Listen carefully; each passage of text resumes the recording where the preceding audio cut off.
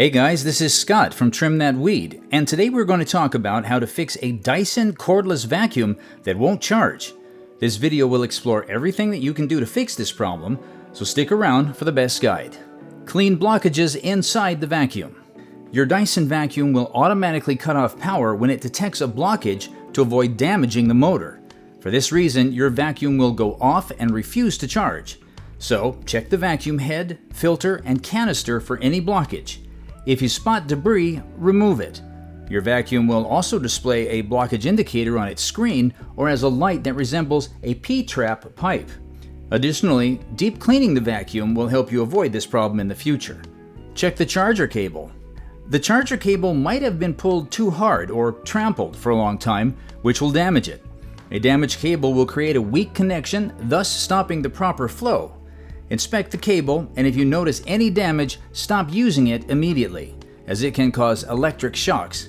Contact Dyson at 1-866-693-9766 for a cable repair or replacement. The phone number is in the description.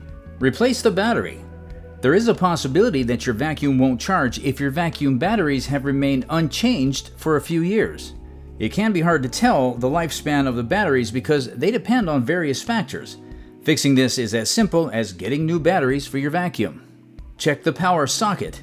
Sometimes the problem could stem from outside factors like a faulty socket, not the vacuum itself.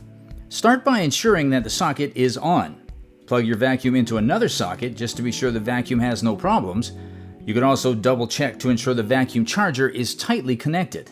Check the battery casing for any cracks or damage. It is advisable to check your vacuum's battery casing frequently.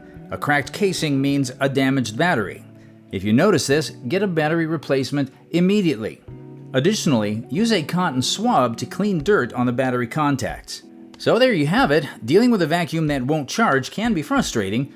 However, fixing the problem does not have to make you go deep in your pockets. I hope this helps. Feel free to leave a comment, like, and share this video. Till next time.